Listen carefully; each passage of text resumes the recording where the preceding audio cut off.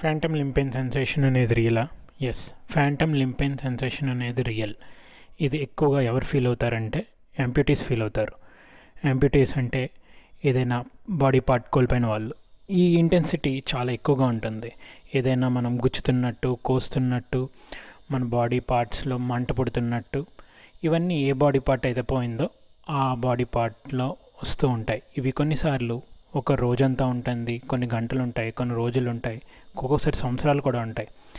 దీనికి మెడిసిన్స్ ఉన్నాయా లేవా అంటే మెడిసిన్స్ ఉన్నాయి.